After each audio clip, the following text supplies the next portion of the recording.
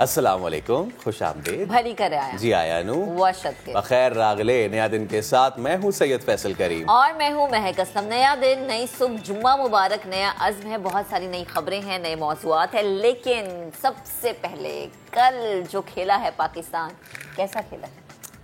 मैंने कहा मैं फैसल से जरा पूछूं ना, हमेशा ने शिकायत होती है, तो हार का बदला ले लिया है। दूसरे T20 में पाकिस्तान ने इंग्लैंड को 10 विकेटों से इबरतनाक शिकस्त दी है।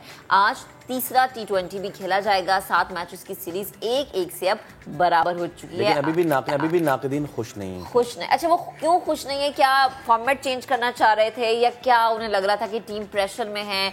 इस पर आज हम प्रोग्राम में आगे चल के डिटेल में बात करेंगे। वैसे तो शो में हम मुख्तलिफ चीज़ों की कीमतों की बात करते ही रहते हैं, लेकिन आज हम बात करेंगे चिकन और अंडे की। इनके सरकारी रेट क्या हैं, मार्केट में इनकी क्या कीमत है। लगने में छोटी चीज़ है लेकिन दुख बढ़ा देती है जब इसके पर लग जाती है आसमान को, जब इनकी कीमतें पहुंच जाती है। आगे चलकर जो है इस पर हम बात करेंगे। अच्छा जी, सैलाब से महफूज रहने वाले घर के मॉडल आपको बताएंगे।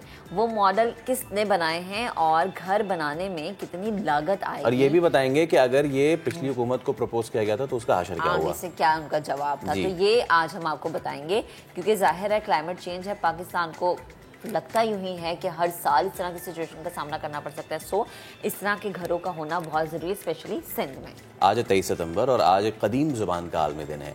इस ज़ुबान का किसी मुल्क, किसी मजहब से ताल्लुक़ नहीं है। तो ज़बान कौन सी है, आगे चल के इस पर भी बात करेंगे।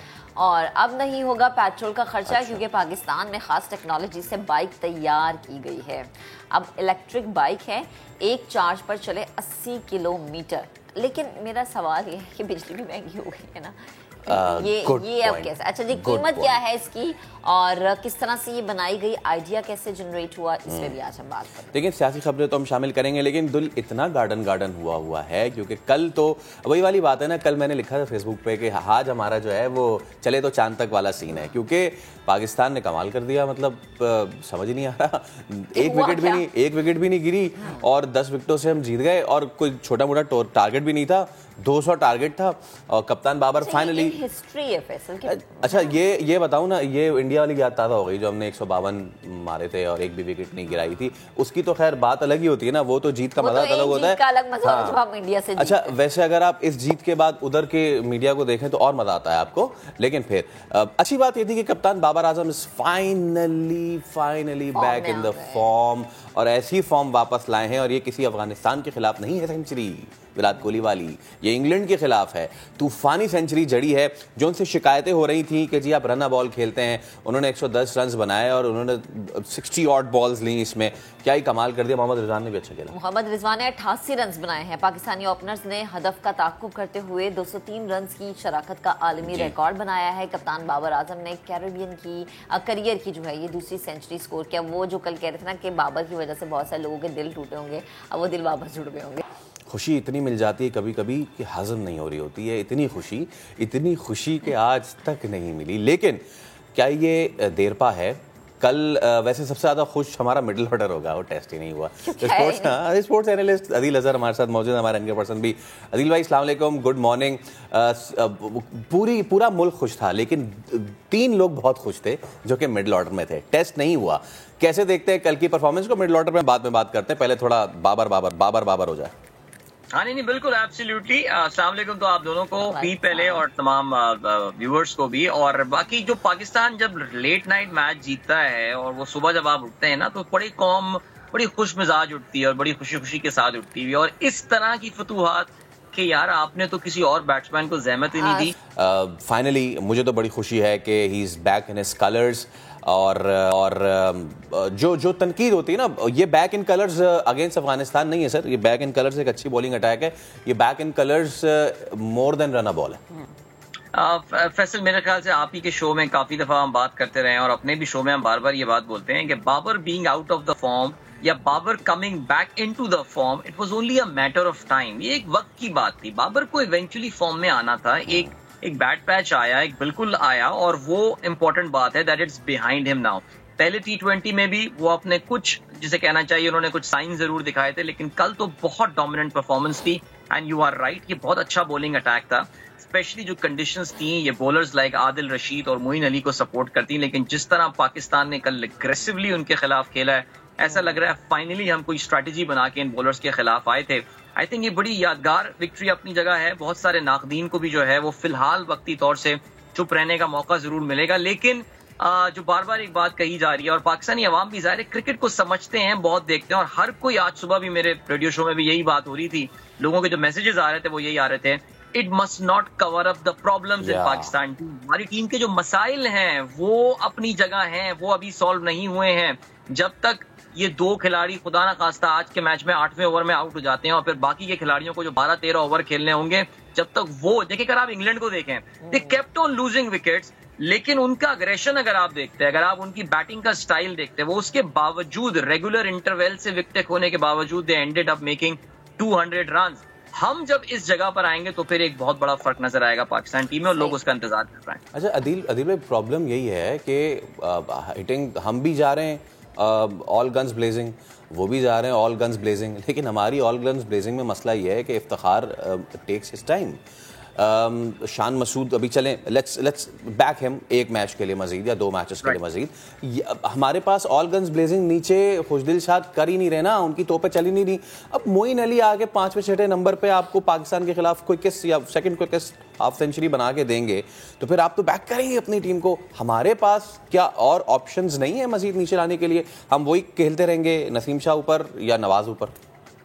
अच्छा, हमारा जो गेम सेट मैच प्रोग्राम होता है फैसल, अगर आपने 3 दिन पहले देखा हो तो हमने मोहम्मद वसीम को अपने प्रोग्राम में बुलाया था, चीफ सेलेक्टर पाकिस्तान के, और उन्होंने 2-3 बातें, he was very kind, very brave to acknowledge few things, और उन्होंने कहा कि वाकई हमारे पास मिडिल ऑर्डर में प्लेयर नहीं है, बल्कि वो तो ये कह रहे थे कि वो टॉप के कुछ प्लेयर्स को मिडिल ऑर्डर में खिलवा के देखते हैं डोमेस्टिक क्रिकेट में कि भाई तुम अगर वहां एडजस्ट होते हो तो वहां, बिकॉज ऐसा लग रहा है कि हमारे यहाँ ओपनर्स और 1 डाउन की एक लाइन बनी हुई है। अगर आप हमारी डोमेस्टिक क्रिकेट भी देखें, आप हाईएस्ट स्कोरर्स भी देखें, साहिबजादा फरहान है, अयूब अपना साइम अयूब है, इसके अलावा तैयब है, एंड इसके अलावा शर्जील है, ये सारे टॉप 3 के बैट्समैन हैं, लेकिन वही अगर आप मिडिल ऑर्डर पे आते हैं, आपको कोई प्लेयर नजर नहीं आता।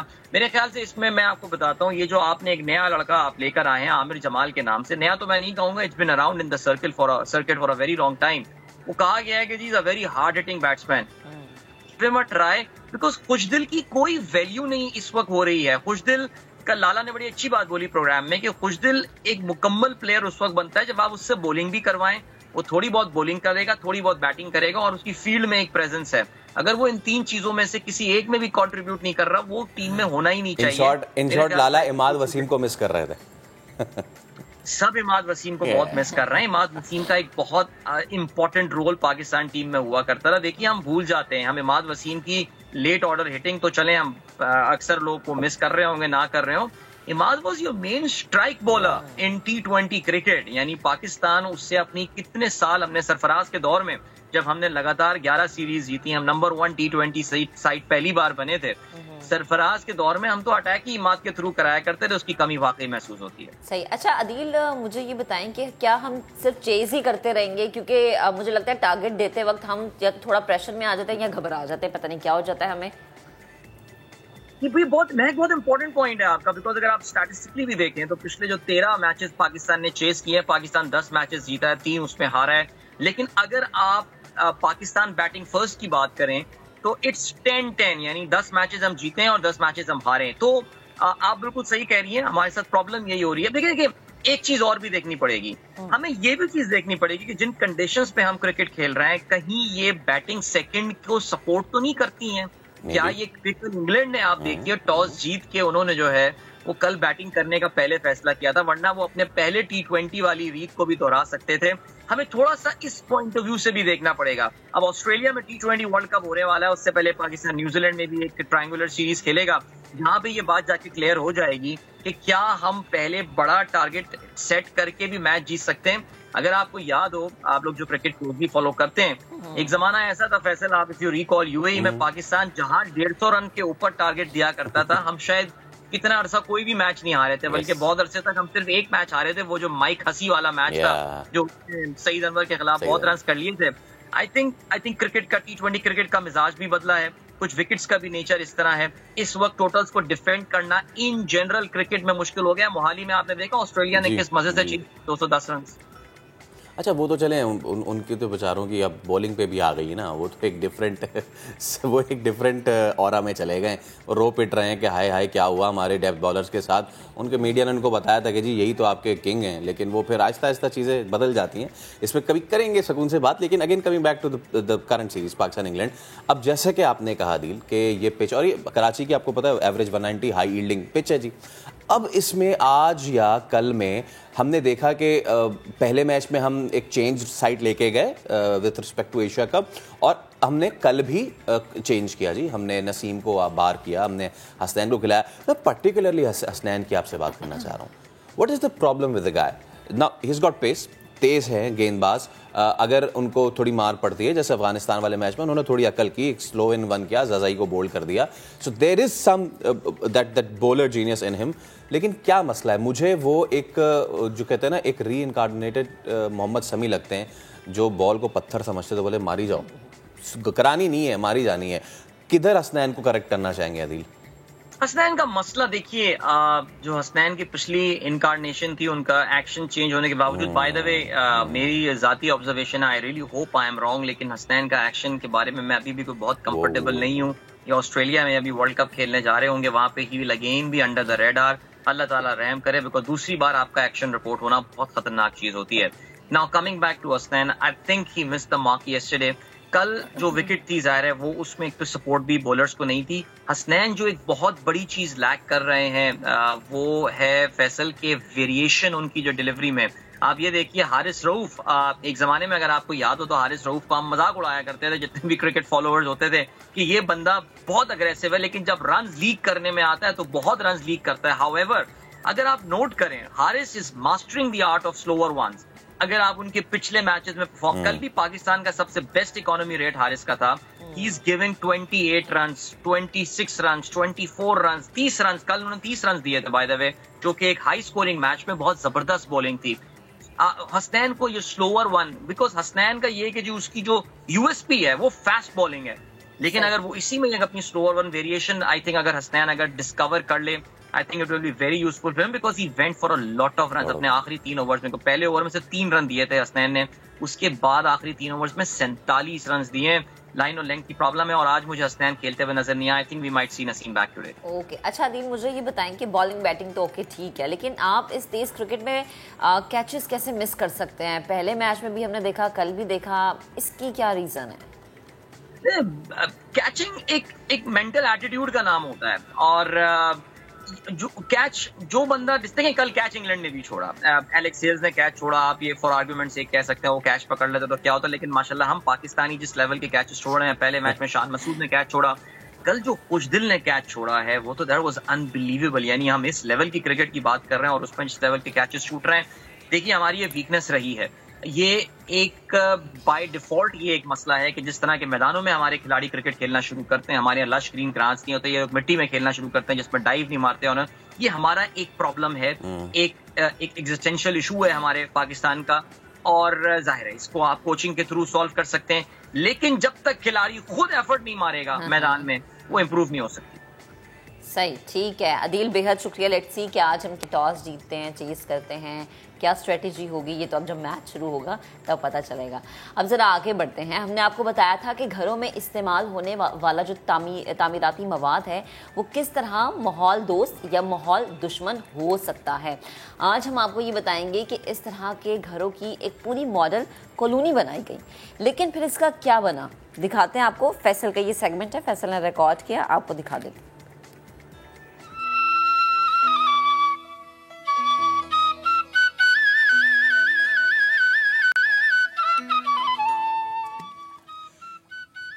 सैकड़ों लोग इस दुनिया में नहीं रहे, हजारों मवेशी खत्म हो गए और लाखों एकड़ जमीन पानी के नीचे दफन हो चुकी है। यह है सूरत हाल इस वक्त पूरे पाकिस्तान की और पूरे सिंध की। और सबसे ज्यादा इस पानी ने नुकसान जो पहुंचाया है वो उन कच्चे घरों को जो पानी की बस एक लहर या बारिश की चंद बूंदों की मार थे। लेकिन इसका कोई हल तो होगा। क्या ऐसे घर मौजूद हैं कि जिनमें बारिश या फिर सैलाब या फिर दीगर कुदरती आफात उसका इतना असर नहीं होता?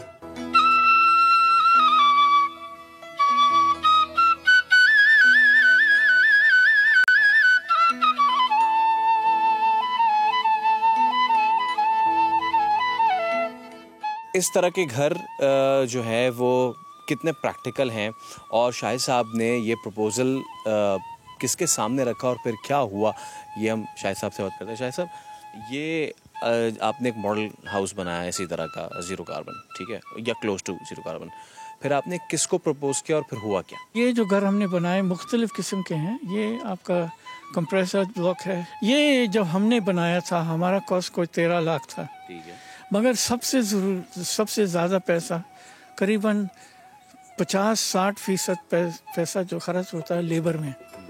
अब जब इंसान खुद बनाए ना तो आपका कॉस्ट आधा हो जाएगा, ये तो 7-8 लाख में बन जाएगा। राइट। और वो फिर उस प्रपोजल का क्या हुआ, एक्सेप्ट नहीं हुआ? नहीं, किसी ने कुछ काफ़ी साल हो गए, मेरे ख्याल में कोई 5 साल हो गए या 4 साल हो गए, इधर कोई गवर्नमेंट वाला नहीं आया है, कोई प्राइवेट सेक्टर से नहीं आया। ये तो हो जाना चाहिए था। अगर लोगों के लिए हाउसिंग स्कीम्स है और लो कॉस्ट है तो फिर वजह क्या है कि ये क्यों नहीं हुआ? हमारा माइंडसेट इस मुल्क में है कि जो मिट्टी का घर बनता है वो बिल्कुल कच्चा है और वो तो बस एक बारिश आई गिर जाएगा। ये है खड़ा हुआ कोई 5 साल हो गए। और हमारी दूसरी बिल्डिंग जो आपने देखें ये सारे बने हुए से 10 साल, ये 2010 में 12 साल हो गए। डबल स्टोरी की बिल्डिंग भी इधर बनी हुई है, वो भी 12 साल, कोई गिरा नहीं है, अभी तक मौजूद है। ये सही तरीके से बनाए, जैसे हमने इधर ड्राइम डर्थ की बिल्डिंग बनाई है जो आपको आप दिखाएंगे, ये मेरे ख्याल में 50 साल खड़ा रहेगा, ये नहीं गिरेगा। जबरदस्त।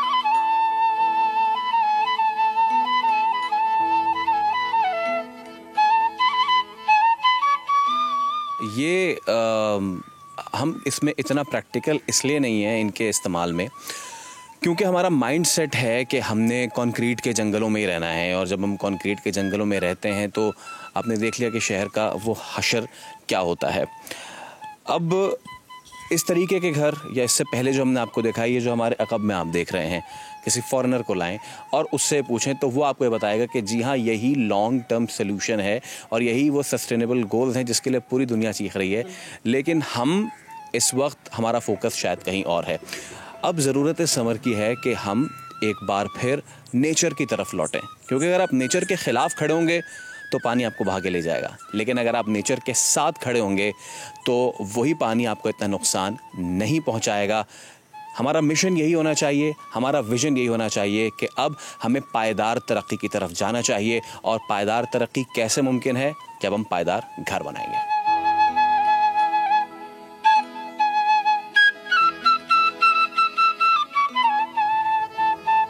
तो एक जानिब जहां हमें थोड़ा सा अफसोस करना चाहिए कि पिछली हुकूमत ने इस तरफ तवज्जो नहीं दी, दूसरी जानिब हमें देखना चाहिए Pakistan is not short of ideas.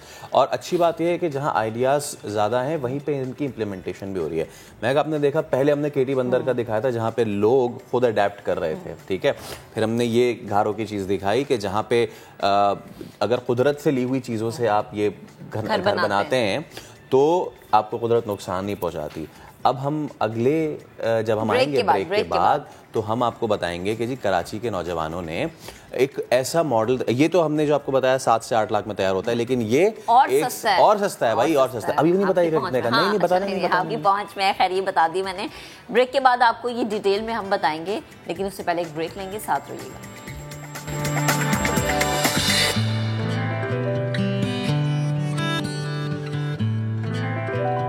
अब आपको बताएं कि सैलाब ज़दगान की मदद के लिए जामिया कराची के तलबा का इकदाम, कम खर्च और पायदार घरों के मॉडल्स तैयार करके जो है ये घर बनाएंगे। और इन घरों की खास बात क्या है, ये सैयदा ज़ीनत बताएंगे जी।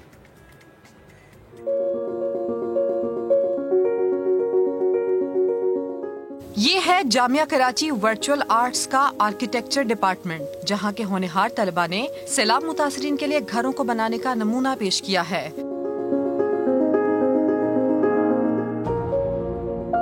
घरों की तामीरात के लिए बांस, चटाई, प्लास्टिक की बोतलें, टायर्स और दीगर अशिया का इस्तेमाल देखा गया है।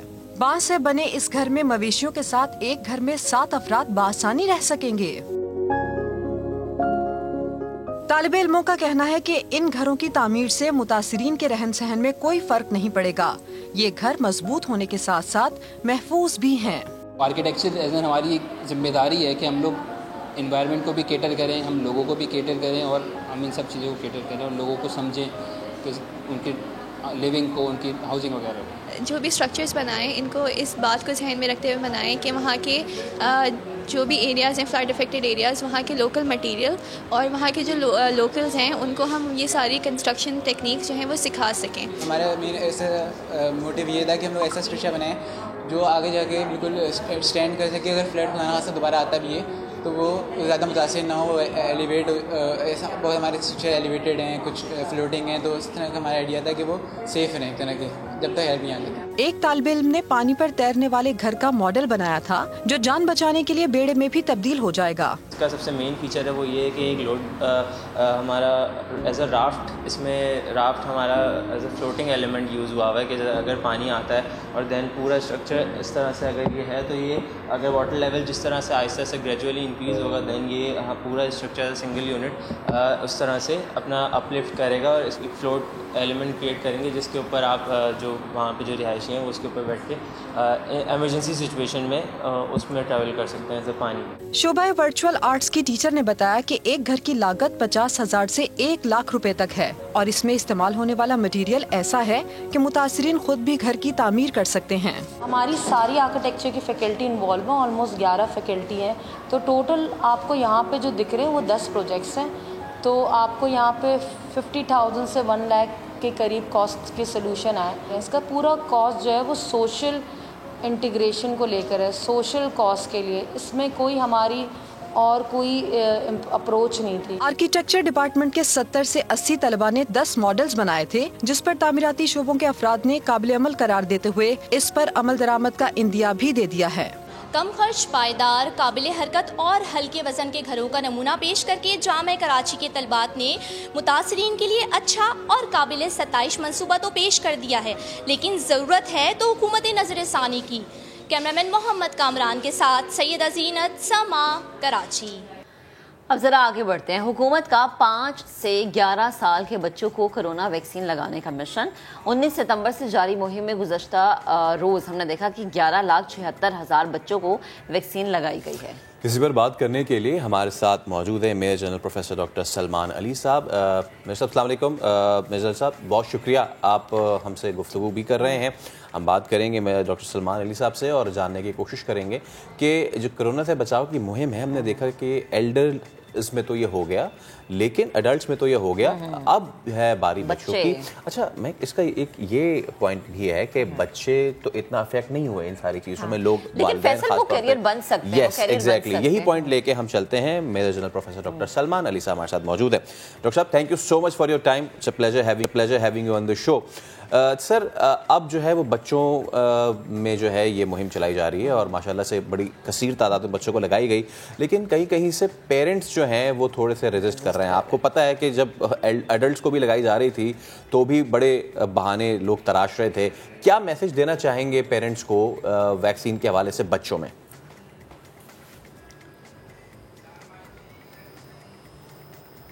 बिल्कुल, कोविड-19 ये ऐसी वबा थी जो उसने पूरी दुनिया को हिला के रख दिया, जिसमें पाकिस्तान भी शामिल है। और इसमें न सिर्फ हमारे डॉक्टर्स अफेक्ट हुए और काफ़ी हमारे सीनियर पॉपुलेशन अफेक्ट हुई, बल्कि बच्चे भी इसमें काफ़ी अफेक्ट हुए जी।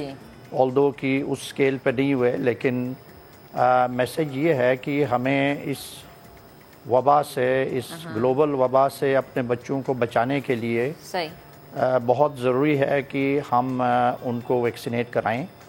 और इसमें ये जो वैक्सीन अभी ये जो बच्चों में मिनिस्ट्री ऑफ हेल्थ की तरफ से ये कैंपेन स्टार्ट हुई है, तो इसमें इम्पॉर्टेंट बात ये है कि ये जो वैक्सीन है ये पूरी दुनिया में ट्रायल्स के बाद इसको सेफ़ करार दिया गया है कि इसको अभी हम 5 साल से 11 साल के बच्चों में इस्तेमाल कर सकते हैं। पहले ये वैक्सीन 12 साल से ऊपर और 18 साल से ऊपर के अफराद में इस्तेमाल हो रही थी। अब ये 5 से 11 साल में अच्छा। ग्लोबली इसको अप्रूव किया गया है। तो इसलिए अभी ये बहुत ज़रूरी है कि हम अपने इस एज के बच्चों को इस वायरस के ख़िलाफ़ जो वैक्सीन है ये हम लगा के उनको इस वबा से आइंदा के लिए प्रोटेक्ट करें। ठीक है। तो ये मेरा मैसेज है तमाम हमारी पॉपुलेशन को और तमाम हमारे पेरेंट्स जो हैं उनको कि वो अपने बच्चों को जोक दर जोक लाएँ और उन सब को इस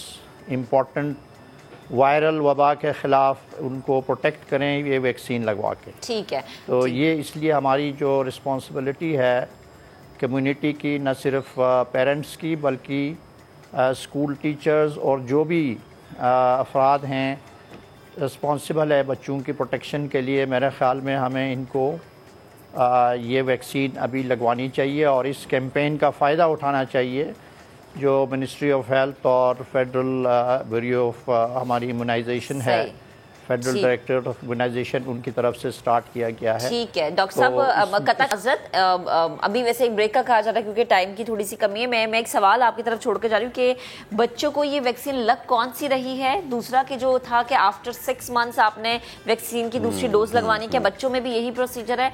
ये इसका मैं जवाब आपसे लूंगी ब्रेक के बाद। Please stay with us.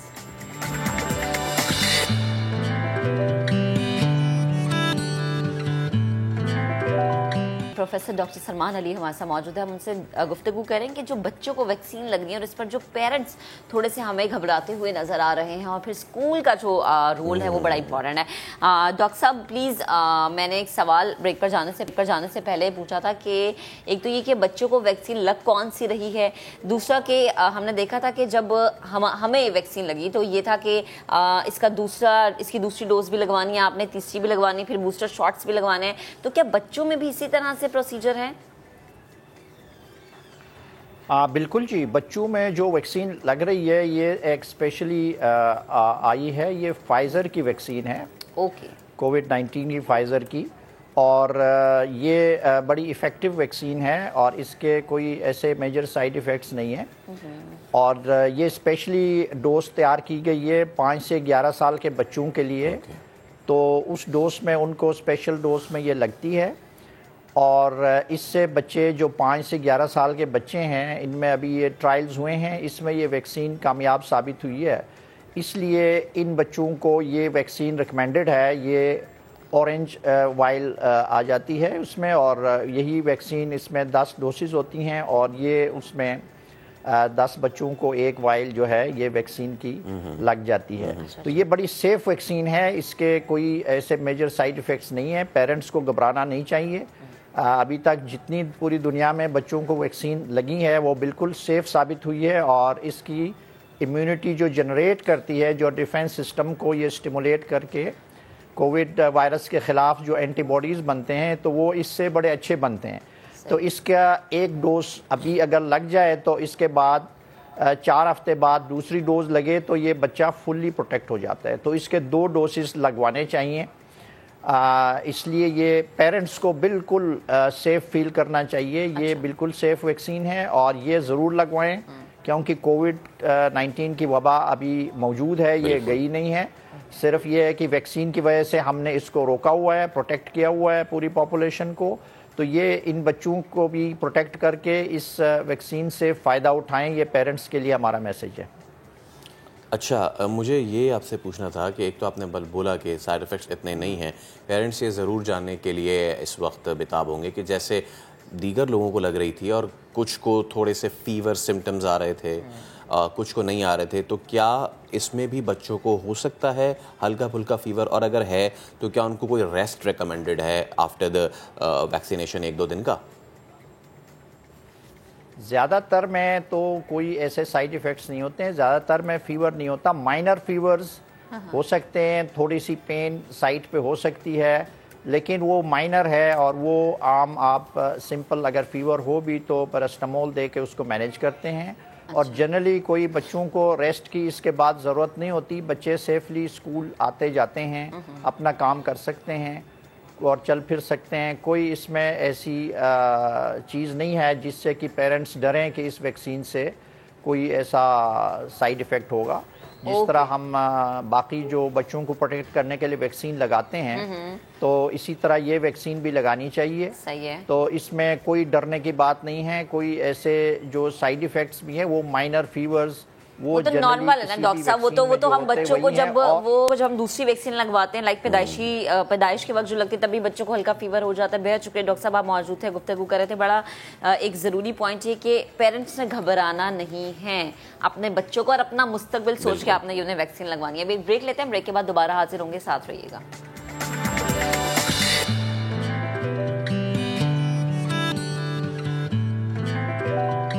ये तो भारत का मकरू चेहरा हुआ एक बार फिर बेनकाब। ट्विटर ने पाकिस्तान और चीन के खिलाफ बेबुनियाद इल्जामात और प्रोपेगेंडा करने वाले नेटवर्क का सुराग लगाकर उसे कर दिया है मुअत्तल। भारत बाज नहीं आता और इस बार तो उसने जो काम किया वो दुनिया के आया सामने। इस पे हम बात करेंगे। हमारे साथ तज्ज़ियेकार कर्नल रिटायर्ड आबिद लतीफ़ साहब मौजूद हैं। आबिद साहब अस्सलाम वालेकुम। सबसे पहले बहुत शुक्रिया फॉर योर टाइम। और भारत के ये ओछे हथकंडे बार बार लगातार हम देख रहे हैं कि ये सूरत हाल बनती जा रही है, और अब तो हम नहीं बता रहे, ये दुनिया उनको बता रही है कि आप भाईजान ये काम करते हैं। जी देखिए, भारत ने बहुत अरसे से ये कोशिश कर रहा है कि इंफॉर्मेशन वॉरफेयर और एक प्रोपेगेंडा वॉरफेयर उसने पाकिस्तान के अगेंस्ट अनलीश की हुई है। पता है ये जैसे पहले भी वो जो इन्फो लैब की रिपोर्ट आई, फिर आज से कुछ महीने पहले FIA ने भी कुछ 774 अकाउंट्स बताए जो कि पाकिस्तान के अगेंस्ट प्रोपेगेंडा कर रहे हैं। तो देखिए, असल में बात समझने की ये है कि हर मुल्क की कुछ सेंटर ऑफ ग्रेविटी होती है, और सेंटर ऑफ ग्रेविटीज मल्टीपल भी हो सकती हैं। जैसे पाकिस्तान की सेंटर ऑफ ग्रेविटी उसके लोग हैं, उसकी जोग्राफी है और उसकी आर्मी है। तो वो भारत की कोशिश है कि वो उसको इन तीनों चीज़ों को हिट किया जाए और इन तीनों चीज़ों को आपस में एक दूसरे के अगेंस्ट पिच कर दिया जाए। इसलिए आप देखिए, जो लेटेस्ट जिसकी आप बात कर रहे हैं, जो लेटेस्ट डिस्क्लोज हुए हैं, जो ट्विटर के ऊपर अकाउंट्स थे, वो सारे के सारे जो थे वो कश्मीर की जो चिनार कोर है उसमें से कुछ वहाँ से बेस थे जो इस अकाउंट से हैंडल हो रहे थे, और जिसमें ये परपेट किया जा रहा था कि जो कश्मीर है वो जो कश्मीर के लोकल लोग हैं वो पाकिस्तान के अगेंस्ट हैं, और उनके जो अकाउंट्स थे, जो उनकी आइडेंटिटीज़ थी, वो वहाँ के लोकल कश्मीरियों को डिपिक्ट किया जा रहा था, जिसमें कुछ सोल्जर्स के भी रिश्तेदार थे। और नैरेटिव ये था कि वो पाकिस्तान आर्मी की जो है इन्वॉल्वमेंट को, झूठी इन्वॉल्वमेंट को वहाँ पे डिपिक्ट करना चाह रहे थे। इसी तरह जो उनके बाकी जो प्रोपेगेंडा के थीम्स थे या थ्रेट्स थे जो अभी भी वो कर रहे हैं, वो बलोचिस्तान से रिलेटेड हैं, वो सैलाब से रिलेटेड हैं। आप हैरान होंगे, इतनी बड़ी कैटास्ट्रॉफी आई हुई है, लोग जो हैं वो मिलियंस ऑफ पीपल जो हैं वो बेचारे यारो मददगार घरों से, जिनके घर टूट गए हैं, हालात बहुत बुरे हैं, लेकिन उसके बावजूद भारत वो मौका जाने नहीं दे रहा। जब सैलाब के अंदर कुछ सिचुएशन होती है थोड़ी सी, जहाँ पे कोई राशन की डिस्ट्रीब्यूशन में, तो वहाँ पे वो ट्विटर पे तस्वीर लगा दी जाती है कि जी आर्मी इसको खुदा न खास्ता मिस मैनेज कर रही है। कहीं एक गाड़ी गुजरती है आर्मी की और वहाँ पे बिजली के बिलों पे एहतजाज हो रहा है, तो ट्विटर पे फ़ौरन एक फेक थ्रेड लाइन इनिशिएट कर दी जाती है कि ये आर्मी के अगेंस्ट हो रहा है। तो ये देखिए, ये एक बहुत ही एक कंट्रोल्ड तरीके से, और ये सारा कुछ एक साइबर डिवीजन है जो इंडिया में काम कर रहा है, इंडियन आर्मी का, जिसमें कोई 5000 के करीब लोग हैं जिनका डेली काम ही यही है कि उन्होंने पाकिस्तान, चाइना और पर्टिकुलरली पाकिस्तान आर्मी को जो है वो खुदा ना खास्ता अल्लाह ना करे लोगों को और आर्मी को आपस में पिच करना है डिफरेंट इश्यूज को उठाकर। सही। अच्छा कर्नल साहब, मतलब जैसे आपने कहा ना कि ये बहुत बड़ी तादाद है उन लोगों की जो कि इस वक्त ट्विटर का इस्तेमाल करते हैं पाकिस्तान को डिफेम करने के लिए कुछ भी, लेकिन वो कहते हैं जिससे अल्लाह इज्जत बख्शता है उसे कौन रोक सकता है। और हमने देखा कि ये अब पाकिस्तान ने नहीं बल्कि दुनिया ने बताया कि भारत कर क्या रहा है। इस पे हमें अमली तौर पर क्या करना चाहिए, पाकिस्तान का स्टेप क्या होना चाहिए, किस तरह से आवाज़ उठानी चाहिए? जी बिल्कुल, देखिए वो उनका जो एम था वो आर्मी को मिलाइन करना था। अभी आपने रिसेंटली देखा कि एक सेलिब्रिटी आई हुई थी और वो पूरे इस सैलाब के इलाके में गई और उन्होंने वापस आके ये कहा कि उन्होंने देखा कि जी आर्मी जो है किस तरह से लोगों को सपोर्ट कर रही है, और वो लोगों की आर्मी है, खाली आर्मी सपोर्ट नहीं कर रही, बहुत सारे वॉलंटियर सपोर्ट कर रहे हैं और सारा कुछ। देखिए, ये जो प्रोपेगेंडा किया जाता है, ये बेसिकली इसका तरीकाकार ये होता है कि एक थीम लिया जाता है और वो जो थीम है वो वो थीम जो है वो एक छोटे से सच पे बेस करता है। उस सच के गिर्द बहुत सारा झूठ बुना जाता है, उसको फिर रिपीट किया जाता है, इतना रिपीट किया जाता है कि वो लोगों के जहन में बैठ जाए, और उस रिपीटेशन के बाद जिसको लेनिन की ज़बान में कहते हैं यूजफुल इडियट्स, वो थोड़े से यूजफुल इडियट्स उसको पिक कर लेते हैं और वो उसको अपना एक नैरेटिव बना देते हैं और फिर वो जो है वो एक तरह से फैलना शुरू हो जाता है। तो आई थिंक जो आप कह रहे थे कि इसका हल क्या है, इसका हल ये है कि हमें जो है फौरन वो सच जो है, जब भी ऐसा प्रोपेगेंडा हो तो वो जो फौरन सच है वो लोगों के सामने पेश कर देना चाहिए। वो जो आयोटा ऑफ ट्रुथ है, चाहे वो जितना भी छोटा हो, उसको फौरन जो है उसका इजहार कर देना चाहिए और बता देना चाहिए कि असल में हकीकत ये है। और उसका तरीकाकार भी फिर जो डिफरेंट मीडियम्स हैं उनके थ्रू फौरन कर देना चाहिए। उस पर आई थिंक जो एक किस्म की इनर्शिया या एक किस्म की जो लेड बैक अप्रोच है वो नहीं होनी चाहिए। इट शुड बी एक एक्टिविज्म होना चाहिए इस साइड से भी।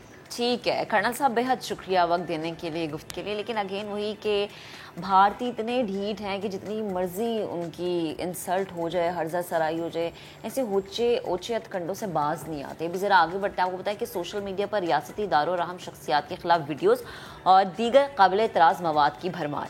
पाकिस्तान टेली कम्युनिकेशन अथॉरिटी ने 11 लाख से ज़ायद आईडीज़ और वीडियोज़ ब्लॉक करा दी। ट्विटर ने मनफी टॉप ट्रेंड्स के खिलाफ शिकायत के बावजूद बहुत कम सार्फिन के खिलाफ कार्रवाई की है।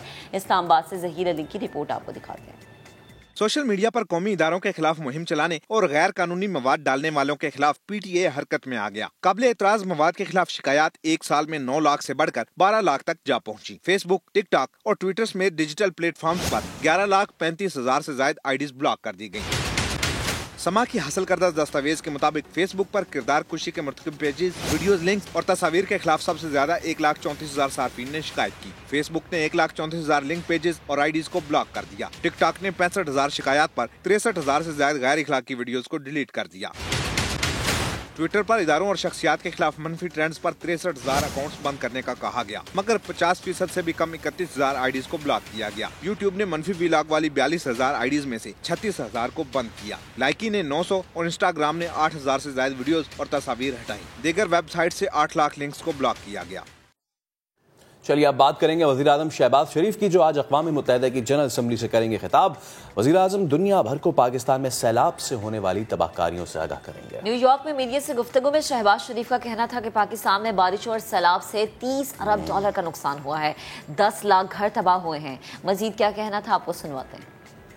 तबाही इतनी ज़्यादा है, चाहे वो घर हो, यानी तकरीबन 10 लाख घर तबाह हो गए, 40 लाख एकड़ पर खड़ी फसल वो तबाह हो गई, जिसमें कॉटन है, चावल है और दूसरी फसलें। और पाकिस्तान के अंदर जो लाइफ स्टॉक है वो 9 लाख जो हैं लाइफ स्टॉक, यानी ये आपके माल मवेशी, वो बह गए हैं। और पाकिस्तान की जो कम्युनिकेशन है, जो सड़कात हैं, जो पुल हैं, हज़ारों किलोमीटर सड़कें तबाह हो गई और सैकड़ों पुल बह गए हैं पानी में।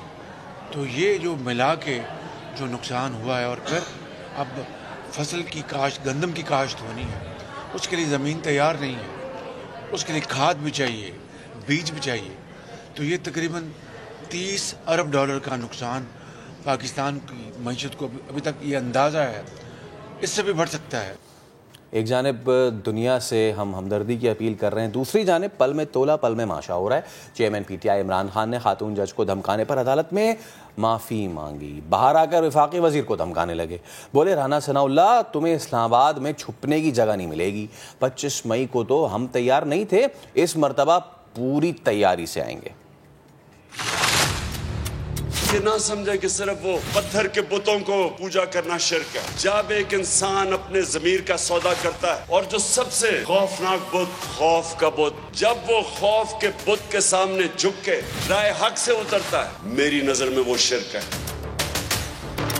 इन्होंने अपनी चोरी बचा ली थी, और दूसरा इन्होंने जो बाहर आका जो इनको लेके आए हैं उनके मुताबिक पाकिस्तान को चलाना था। जो बड़े बड़े करप्शन केसेस में मुलव्वस थे, खुद ही कानून बना के खुद ही अपने आप को करप्शन केसेस से निकाल रहे हैं, और लोगों को महंगाई के समुंदर में डूबते जा रहे हैं लोग। 50 साल के बाद इतनी महंगाई है और महंगाई बढ़ती जा रही है। हफ्ते को हम प्रोटेस्ट कर रहे हैं, तो आपने पूरा जोर लगाना है। मैं उसके बाद फैसला करूंगा कि किस दिन मैंने कॉल देनी है। राना सनाउल्लाह ने कोई धमकी दी है? राना सनाउल्लाह, मेरा वादा है कि तुम छुप नहीं सकोगे इस्लामाबाद में। 25 मई को तो हमारी तैयारी नहीं थी, जो हमारी ख्वातीन के ऊपर, बच्चों पे, फैमिलीज पे जो तुमने शेलिंग की, डीजल ने 2 धरने दिए, गांव पे टांगने वाली बिलावल ने उसने 1 धरना दिया। हमने तो कभी किसी को नहीं रोका। यहाँ अब तैयारी से इंशाल्लाह हम आएंगे, तो फैसला मैं करूंगा। अब इस तमाम सूरत हाल पर बात करने के लिए सीनियर एनालिस्ट तौफीक भट्ट साहब हमें ज्वाइन कर चुके हैं। भट्ट साहब, बेहद शुक्रिया वक्त देने के लिए। Good morning.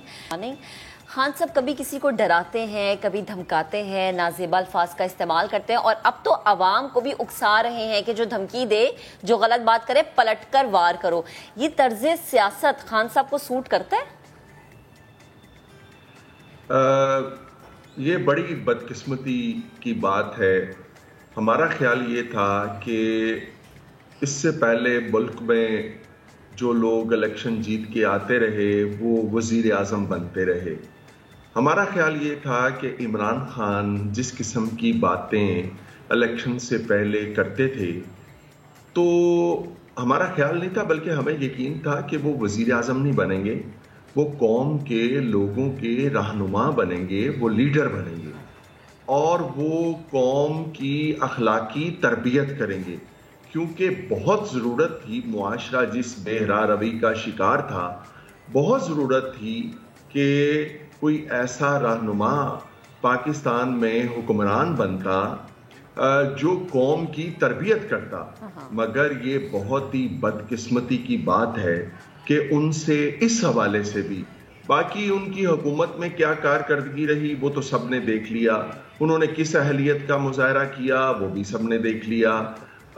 इस हवाले से भी उनसे वाबस्ता उम्मीदें जो हैं वो पूरी नहीं हो सकी कि उन्होंने कौम की तरबियत करनी थी। और बदकिस्मती से हमारे अवाम, हमारे कौम पिछले 4 बरसों में जितनी बदअखलाकी और बदतहजीबी का शिकार हुए, और इनकी जमात ने, पीटीआई ने जो बदअखलाकी के रवैये और बदतहजीबी के रवैयों को फ़रोग़ दिया, पाकिस्तान की तारीख में उसकी मिसाल नहीं मिलती। और अब हमारे लिए सदमे की बात यह है कि ये वापसी का अमल शुरू होगा।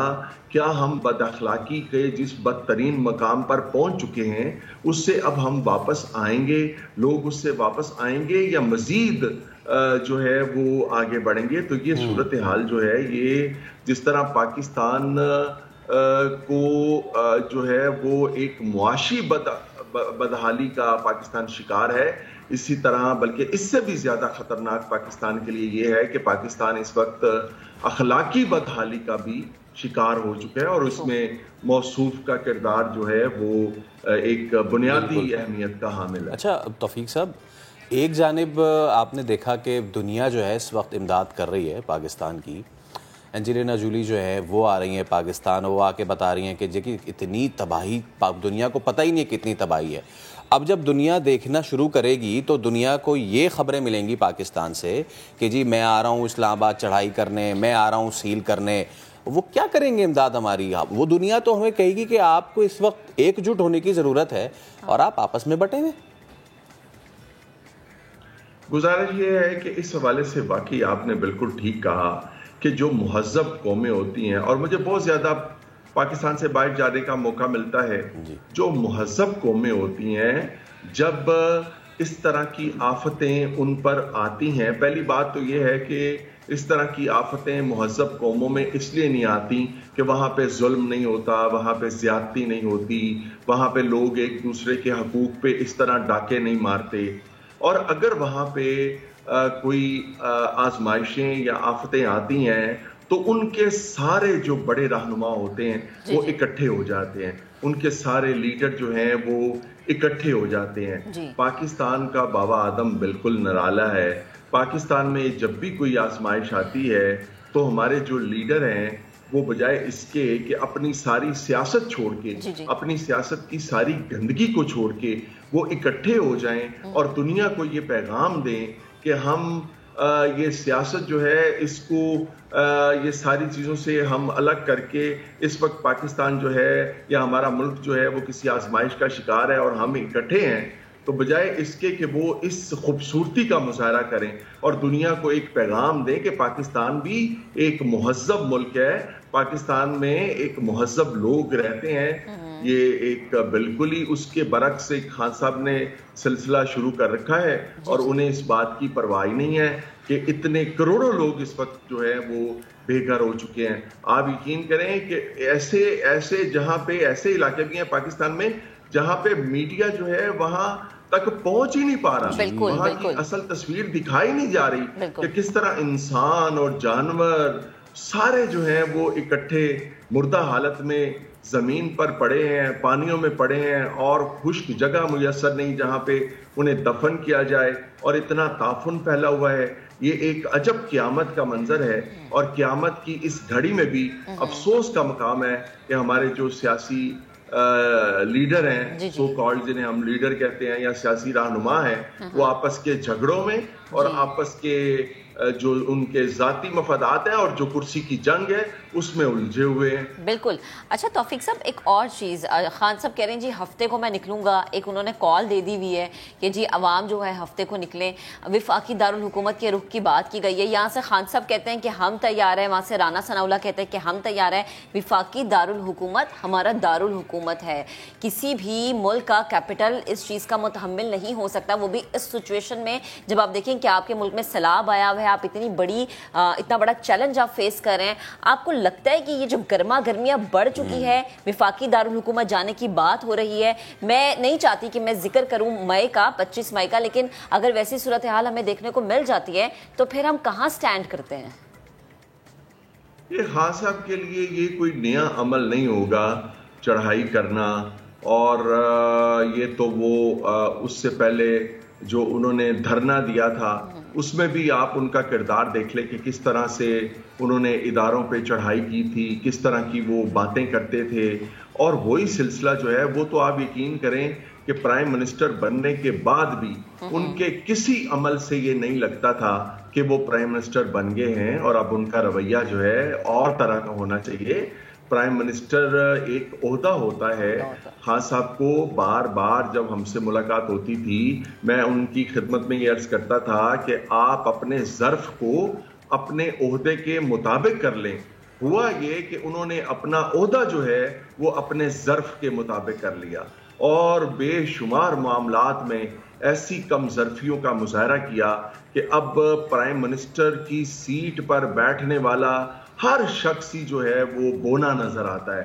वो एक यूं महसूस होता है कि ये यानी इस ओहदे को जितना बेवुकत अपने अखलाकी रवैयों के एतबार से मैं कह रहा हूँ जितना इमरान खान ने किया शायद ही किसी और ने जो है वो इतना किया होगा। तो अब वो चढ़ाई कर लें, पहले भी उन्होंने इस तरह के बहुत से शौक पूरे किए हुए हैं। उसके नतीजे में वो जो उन्होंने धरना दिया था वो उन्हें सोचना चाहिए कि क्या उसके नतीजे में हुकूमत चली गई थी? हुकूमत तो वो अपनी जगह पे कायम रही थी, खान साहब चले गए थे। और इसके बाद ये जब इक्तदार से उतरे और इस्लामाबाद पर उन्होंने चढ़ाई की तो क्या उसके नतीजे में उनकी हुकूमत वापस आ गई थी? उनकी हुकूमत तो अभी तक वापस नहीं आई। तो एक धरना और देकर वो अपना शौक पूरा कर लें। सही, ठीक है। बट साहब बेहद शुक्रिया, आप हमारे साथ मौजूद थे, गुफ्तगू कर रहे थे, वक्त देने के लिए आपका। अब कुछ अवामी मसाइल की बात करते हैं। कराची में मुर्गी का गोश्त जो है 550 रुपये फी किलो फरोख्त हो रहा है, और ये मैंने जैसे बोला ना फैसल के चेहरे से निकला, या अल्लाह 550 रुपये के लिए तो भाई हम बता रहे हैं आपको ये बता रहे हैं ये रेट मुकर्रर है, लेकिन इस रेट पे मिल नहीं रहा ना। जबकि मुर्गी का जो अंडा है वो 250 रुपए दर्जन, यानी 12 और सोचें आप कि अभी सर्दियां आई नहीं है, सर्दियों में क्या होगा? तो सर्दियों में ये होगा कि अंडे तो बेटा सुनार की दुकान पे पाव के हिसाब से बिकेंगे। हाँ, तो ताजिर और खरीदारों ने समा के नुमाइंदे खुर्शीद आलम को क्या बताया है, कितने परेशान है वो, ये जानते हैं इस रिपोर्ट में। कराची के बाजारों में मुर्गी का गोश्त 550 रुपए किलो में फरोख्त किया जा रहा है, जबकि मुर्गी का अंडा 250 रुपए दर्जन में फ़रोख्त किया जा रहा है। समझने की बात यह है कि गर्मियों के मौसम में अगर अंडा 250 रुपये दर्जन है तो मौसम सरमा में वो कहाँ तक जाएगा। लेकिन मुर्गी का गोश्त महंगा क्यों हो रहा है, इसकी वजह क्या है, ये हम मालूम करेंगे दुकानदारों से भी और ख़रीदारों से भी कि उनकी जेब पर क्या असर पड़ रहा है। फार्मर के अपना मनमानी के रेट है, वो रात ही रात में 30 मुर्गी पे बढ़ जाते हैं। बंदा सोता है रात को, सुबह उठता है कि 40 रुपये पड़ गया जिंदा मुर्गी पे, 50 रुपये पड़ गया। मार्केट में जब माल लाता है तो जाहिर सी बात है ब्लैक में मुर्गी बिकती है। फिर क्या करे, सब्जी है, हर चीज़ में महंगी है, क्या कर हम लोग गरीब इंसान क्या कर सकते हैं। अंडा महंगा इसलिए जो फीड महंगी मिल रही है फार्मों को, इसलिए खर्चे बढ़ गए हैं, तनख्वाहें उनकी मजदूरों की हैं। हम तो बोलते हैं कि 100 रुपये दर्जन हो जाएं, मगर फार्मर बोल रहा है फीड महंगी है, इसकी खुराक जो मुर्गी की है वो सब फार्मर बोल रहा है महंगी है। जो सूरत हाल नज़र आ रही है तो फाका कशी का इंतज़ाम हो रहा है। जो मौजूदा दौर चल रहा है उसमें जो भी लोग इसके जिम्मेदारान हैं वो बस लोग फाका कशी पा रहे हैं। भाई ये 1 किलो मुर्गी ली है 6 महीने के बाद। 6 महीने बाद क्यों भाई? खैरियत? तो भाई रेट ही नहीं आ रहा और ना इतनी कोई इनकम है, क्या करें मजबूरी में भाई, क्या करें बच्चों को क्या खिलाएं हम, आपको ये बताएं आप। हुकूमत को मेरा एक ही मशवरा है कि इनको चाहिए कि ये गरीबों के साथ कुछ खुदा का खौफ कर लें।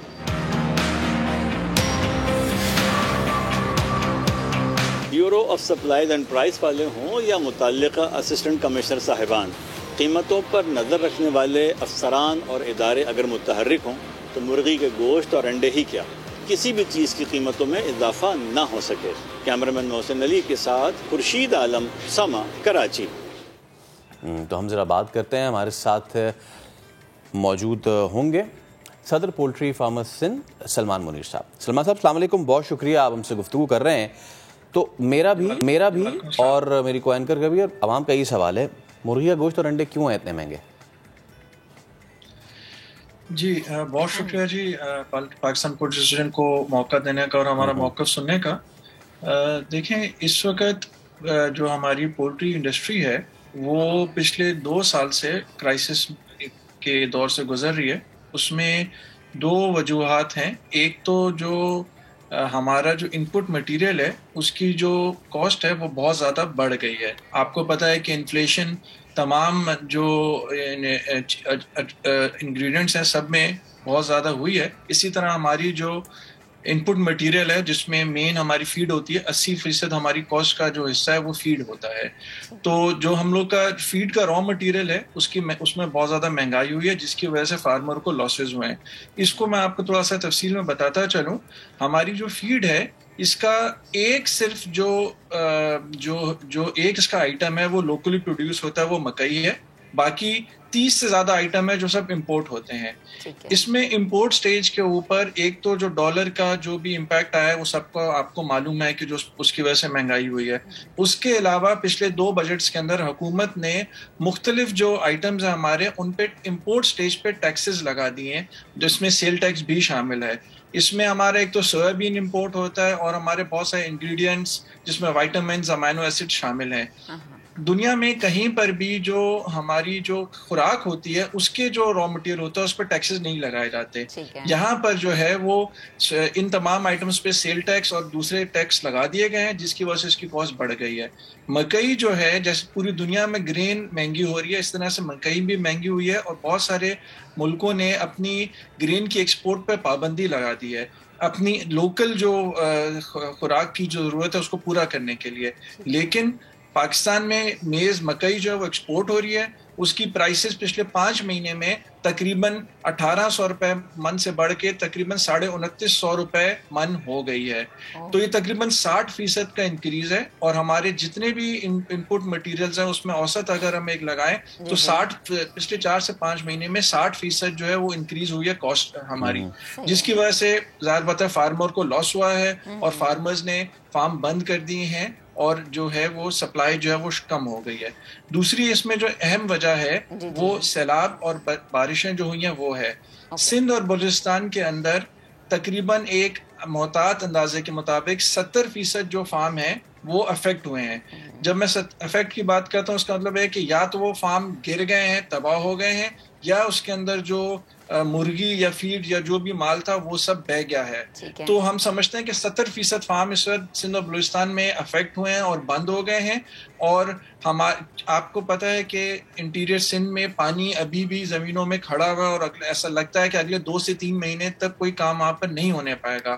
तो हम नहीं समझते कि उन फार्मों पे अगले 2 से 3 महीने तक मुर्गी या चूजे की प्लेसमेंट होने पाएगी। सलमान तो साहब तक कलामी की माजरत, आप कह रहे हैं हम ये नहीं सोच सकते कि रिप्लेसमेंट हो पाएगी, तो हम क्या समझे? क्योंकि आगे सर्दियों का मौसम आ रहा है कि जो अंडे स्पेशली सर्दियों में बहुत खाए जाते हैं उनकी कीमत क्या होगी? 500 600 कितने रुपए में हमें दर्जन मिलेंगे? ये देखें मुर्गी और अंडे का जो रेट है ये सप्लाई एंड डिमांड पे चलता है, और ये कोई भी एक शख्स एक इदारा इसको फिक्स नहीं करता है ना कर सकता है, ये सप्लाई एंड डिमांड पे है।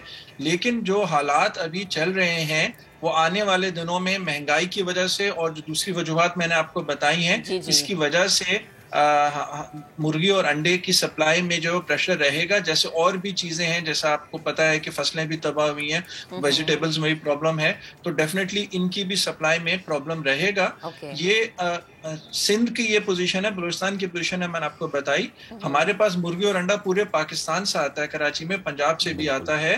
तो अभी भी और आगे भी अभी हमें उम्मीद है कि वहां से ये सप्लाई जो है वो चलती रहेगी, और जो है वो इंशाल्लाह आवाम को सस्ती मुर्गी और सस्ता अंडा, जो कि एक सस्ती प्रोटीन का जरिया है, वो मिलता रहेगा। ठीक है, बहुत शुक्रिया। सलमान मुनीर साहब हमारे साथ मौजूद थे। तो उम्मीद पे दुनिया कायम है, और उम्मीद ये है कि अंडे सस्ते हो जाएं, लेकिन देखिए कि सस्ते होते हैं या नहीं। लेकिन हमें ये जरूर पता है कि ब्रेक का टाइम हो गया। हाँ, ब्रेक लेते हैं, ब्रेक के बाद दोबारा हाजिर होंगे, साथ रहिएगा।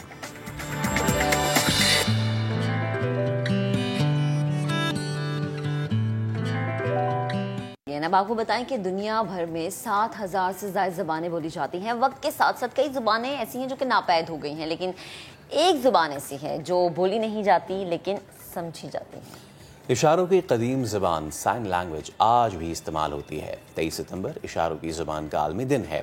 दीवा अकेडमी के CEO रिजवान लोधी साहब हमारे साथ मौजूद हैं। रिजवान साहब अस्सलाम वालेकुम। वालेकुम। बहुत शुक्रिया सबसे पहले तो।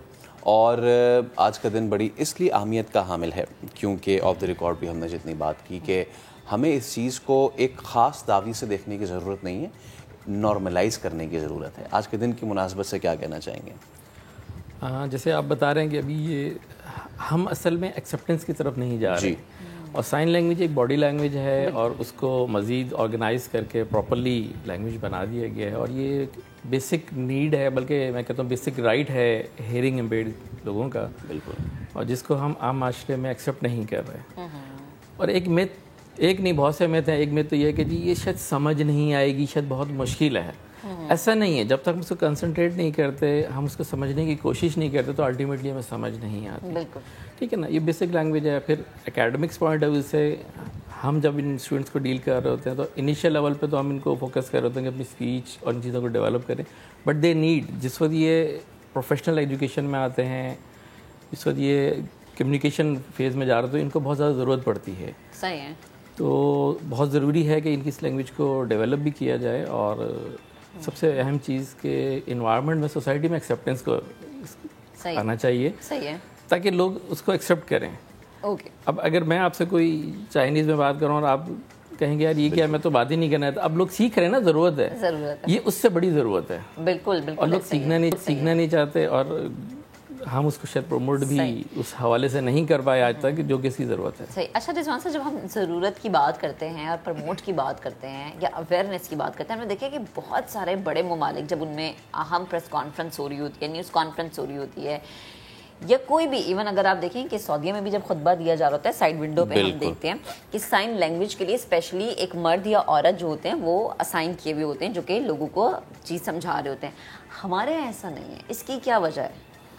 देखिए वही वाली बात आ गई कि एक्सेप्टेंस और अवेयरनेस नहीं है, क्योंकि ये देखिए जैसे आपका चैनल है माशाल्लाह, तो आपके जितने प्रोग्राम्स हैं उसमें एटलीस्ट न्यूज़ या इंफॉर्मेटिव प्रोग्राम्स में एक विंडो होनी चाहिए जिसमें कि उसको किया जाए, अच्छा, इंटरप्रेट किया जाए। ऐसा पीटीवी में होता रहा है पहले, लेकिन अब वहाँ पे भी नहीं हो रहा।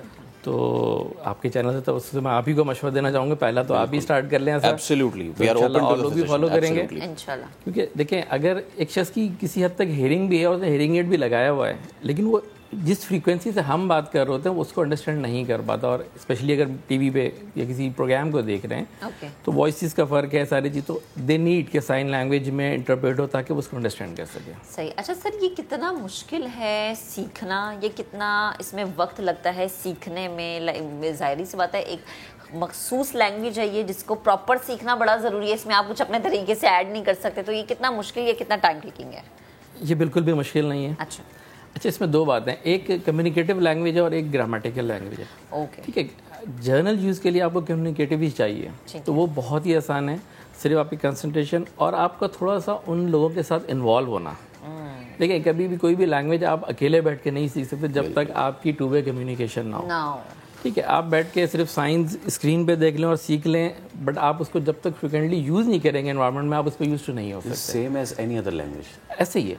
तो इसके लिए जितने भी लोग इसको सीखना चाहते हैं वो सबसे पहले इन लोगों के साथ कनेक्ट हों, इन्वॉल्व हों, यकीनन उसको सीख लेंगे।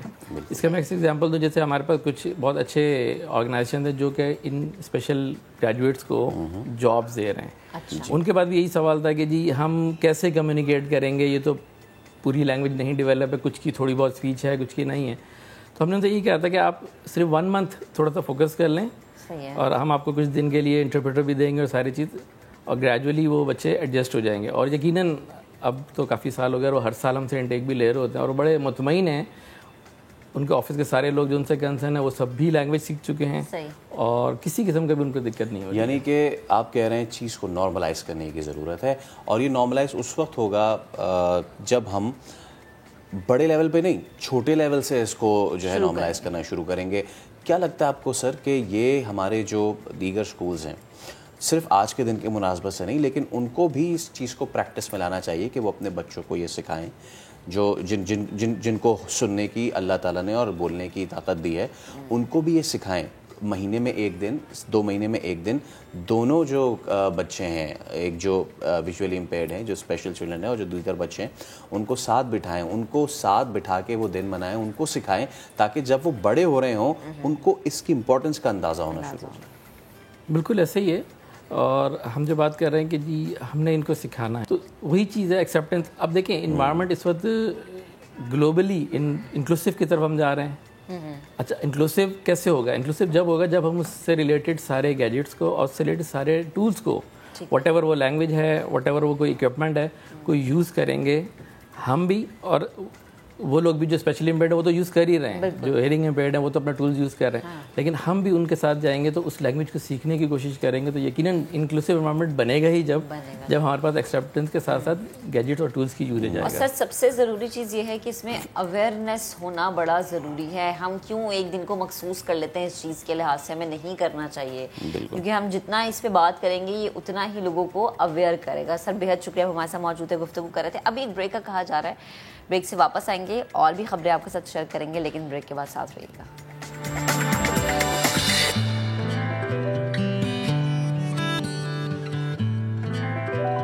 इस्लामाबाद की एहतसाब अदालत से खबर है, इसहाक डार के दायमी वारंट मुअत्तल कर दिए हैं। एहतसाब अदालत ने इसहाक डार को सरेंडर करने का मौका दे दिया है। अहम खबर जिससे मुतालिक आपको अपडेट कर रहे हैं, इस्लामाबाद के एहतसाब अदालत ने इसहाक डार के दायमी वारंट मुअत्तल कर दिए हैं। इसी पर बात करेंगे, अपने नुमाइंदे सुहेल रशीद ने हमें ज्वाइन किया है। जी सुहेल, बताइएगा।